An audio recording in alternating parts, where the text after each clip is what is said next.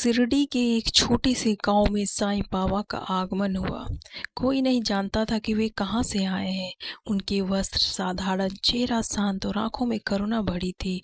वे एक पुराने मस्जिद में रहने लगे, जिसे बाद में लोग द्वारका माई कहने लगे। दिन रात वे भक्ति, सेवा और ध्यान में लीन रहते थे।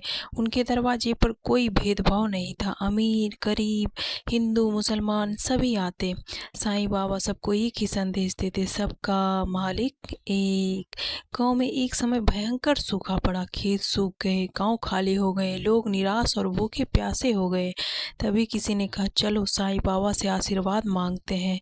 सभी गांव वाले द्वारका माई पहुंचे। बाबा शांत मुस्कान के साथ बोले, विश्वास रखो, वर्षा अवश्य होगी। उन्होंने धूनी जलाई और ईश्वर से प्रार्थना की। कुछ ही देर में आकाश काला हुआ, बादल छा गए, मूसलाधार वर्षा हुई और आरती फिर से हरी भरी हो गई। लोगों ने देखा, यह कोई साधारण संत नहीं, स्वयं भगवान है। लेकिन साईं बाबा ने कहा, वह सब अल्लाह का करम है। वे कभी अपने चमत्कारों का श्रेय नहीं लेते थे। वे सबको सच्चाई, दया और स्वयं का मार्ग दिखाते। एक बार एक धनी व्यापारी बीमार पड़ गया। सारे वैद्य हार गए पर लोग ठीक ना हुआ। किसी ने सुझाव दिया, साईं बाबा के पास जाओ। व्यापारी बाबा के पास गया और रोने लगा। बाबा ने कहा, तू घबराना मत, श्रद्धा और सबूरी रख। उन्होंने पानी में थोड़ा उदी भस्म डाली और पिलाई। कुछ ही घंटों में व्यापारी का दर्द गायब हो गया। वह साईं के चरणों में गिर पड़ा। बाबा बोले, तू स्वस्थ हुआ, पर अब दूसरों की मदद करना। उस दिन से व्यापारी गरीबों की सेवा करने लगे। साईं बाबा का प्रेम केवल मनुष्यों तक सीमित नहीं था, वे पक्षियों और जानवरों से भी बात करते थे।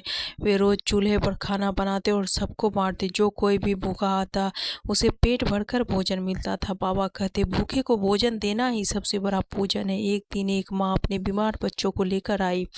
बच्चा कई दिनों से बुखार में तप रहा था। डॉक्टर ने उम्मीद छोड़ दी थी। साईं बाबा ने बच्चे के सिर पर हाथ रखा, बोले, जाओ, अब तुम्हारा बेटा ठीक है। माँ ने घर जाकर देखा, बच्चा हंस रहा था। वह दौड़कर बाबा के पास आई और उनके चरणों में गिर गई। बाबा मुस्कुराए और बोले, यह सब ईश्वर की कृपा है। उनके जीवन में कभी दिखावा नहीं था।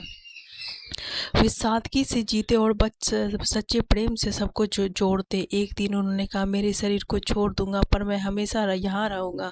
कुछ समय बाद सन 1918 में साईं बाबा ने समाधि ली, लेकिन उनके भक्तों ने अनुभव किया कि वे आज भी जीवित है।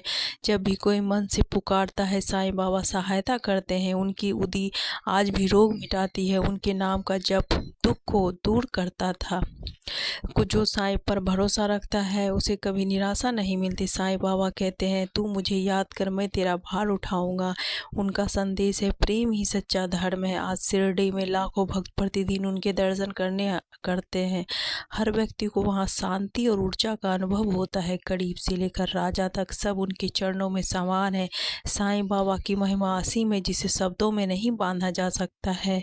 वे आज भी हर भक्त के मन में बसते हैं। जो सच्चे मन से पुकारे, साईंनाथ महाराज की जय, उसकी हर मनोकामना पूर्ण होती है।